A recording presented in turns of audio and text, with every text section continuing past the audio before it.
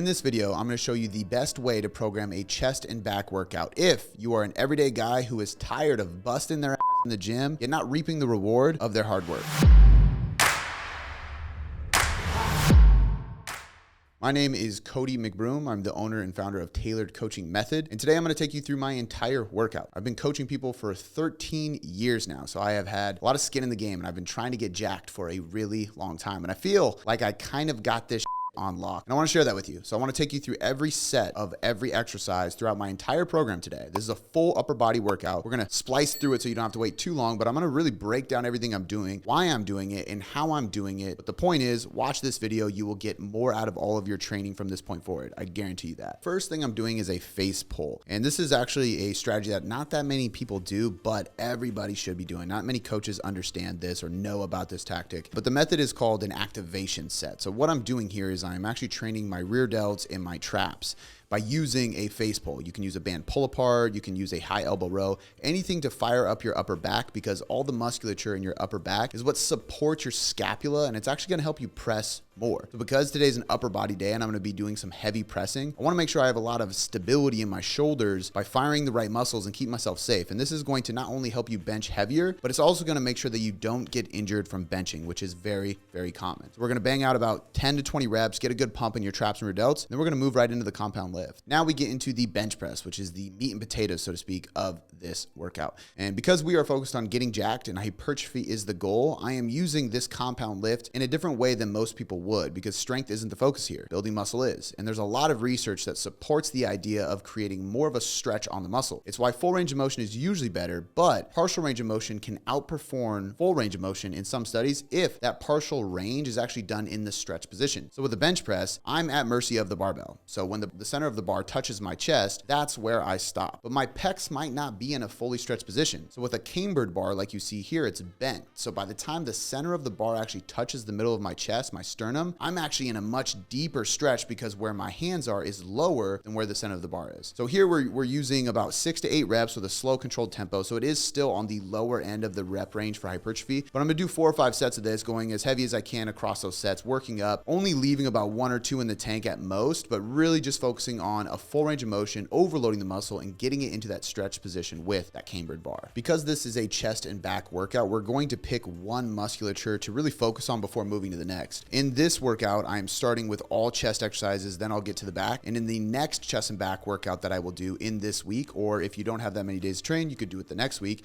you would start with the back. So then you could focus on the back before the chest. What you see here is a normal cable fly, but the special thing about this cable fly is, one, I'm emphasizing that stretch, but I'm using a 3-7 method. And there's actually some good research behind this. And it is essentially just a rest pause set. I will do 3 reps, rest 10 seconds, 4 reps, rest 10, 5 reps, rest 10, 6 reps, rest 10, and then 7 reps. So I do this series of working from 3 reps all the way to 7 reps with the same load, taking these mini breaks in between. Very similar to a rest pause method or even a cluster set method. But it is a great way to increase the intensity and the overall tension on the muscle. You'll need a long break in between sets, and I did 3 full sets here, and it is brutal. Next, we have the final exercise for the chest, and this is a incline bench press, but it's not just a normal incline bench press. This is a mechanical drop set, and this one gets pretty brutal as well. It's pretty fun. I only did 2 sets of this because I did 5 sets on the bench press, and you want to stay within 8 to 10 total sets per muscle group per workout at most. Beyond that point, we do see a drop off. There's diminishing returns on muscle growth per session when we go beyond that point. So we can do anywhere between 10 to 25 sets per muscle group per week, but in a single session, there starts to be some molecular and some hormonal changes when we go beyond a certain point. So once you hit about 8 to 10, you don't want to go any further because there will be diminishing returns. So I'm stopping at 10 here. I did 5 on the bench, 3 on the chest fly, and I'm going to do 2 on this mechanical drop set. What a mechanical drop set is you go from an incline bench to a flat bench, and you can even go to a decline bench, but I don't have a decline. So what I did here is I did 8 to 10 reps on an incline dumbbell bench press. I sat up, my buddy pulled the bench down to a flat bench bench press for me. And then I cranked out as many reps as I could. And I think I got like 7 or 8 on that as well. But it's a good way to do a drop set and increase the overall volume and intensity of the exercise you're doing, because an incline is much more difficult than a flat. So you don't need to change the weight. You just sit up, drop the incline, and you keep on going until you reach near, if not all the way to complete failure. Now that my chest is completely demolished, we're gonna move into the back. You're gonna feel your chest a lot in the lat pull down, because believe it or not, your pecs actually do play a role in pulling from that vertical position. But not only that, anytime you're in a stretch position, which you will be going overhead with your arms, after just crushing your chest, you're gonna feel it. So in this one, I am doing a pull down with a wide neutral grip, which in my opinion is one of the best grips to have in a pull down for your lats. And I'm staying in this like 8 to 12 rep range. So I am going heavy, I'm really getting after it, and I'm using some momentum, because if you can use momentum to overload the body and get a really good contraction and a really good stretch, there's nothing wrong with it as long as it's not hurting you. There's certain exercises that are safe to use momentum and certain ones that are really dumb and potentially harmful and risky to use momentum. So we chose the neutral grip overhead pull down. After doing 3 or 4 sets of the lat pull down, I moved into a superset. Again, this is kind of one of those bro tactics where supersets can be disproven in research because it can actually lower your volume, but I find that they can be very helpful for a more intermediate or advanced lifter if you are very aware and capable of taking it close, if not all the way to failure safely. And you can do so by using different movement patterns. What you'll see here is I'm doing a chest supported row with a cable. So I'm rowing low. It's not a ton of elbow flexion or a ton of range of motion, because I'm keeping my elbows low and I'm really getting my lats fired up. I'm gonna stay in that 10 to 20 rep range on both of these exercises. And on this first one, I'm mainly focused on the shortened version of the contraction. So the muscle can go into a stretch position, a lengthened position, or a shortened position. When we superset something like this, 2 exercises that are both targeting the same muscle, it's best to have one focused on stretch and one focused on shortening. I like doing the shortening first because you can get a good pump and contraction. As soon as I'm done here, I walk right over to the cable machine and I do a straight arm pull down. This is a stretch based movement. I am going to shorten the muscle because I have to contract it, but I'm mainly focused on getting into that big stretch position after every single rep, because I've just got a really gnarly pump doing the rows. And now I can overload the muscle by stretching it. So I'm mainly focused on muscle damage and lengthening the muscle after getting a good pump from the rows. We're gonna do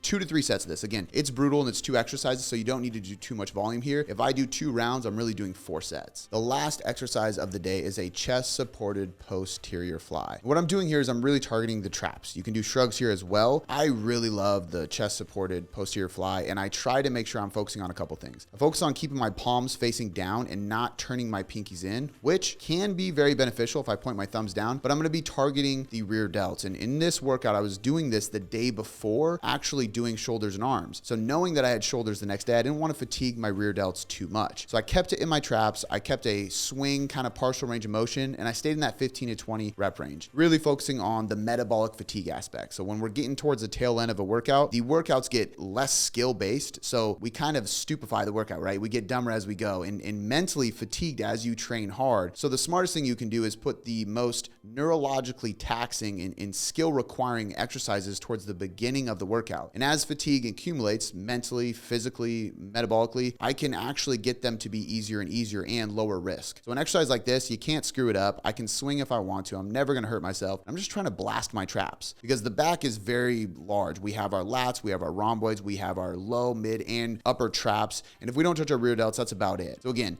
15 to 20 rep range, 3 to 4 rounds of this, and we're just targeting the traps with posterior flies, making sure we're getting a good pump and targeting that metabolic fatigue. And there you have it. That is a full upper body workout with the main focus being chest and back. If you're a guy who wants to build muscle, well-rounded physique, right? You want to build muscle across your whole body, not necessarily specialize in one area, and you are an intermediate to advanced lifter, this is the perfect workout for you and the perfect training split for you if you have 5 or 6 days a week to train in the gym. If you like this video, make sure you give it a like. If you comment below and ask me any questions about training, program design, coaching, anything like that, I'd be happy to help you out. And make sure you subscribe to the channel so when we drop more of these videos, you are the first to know.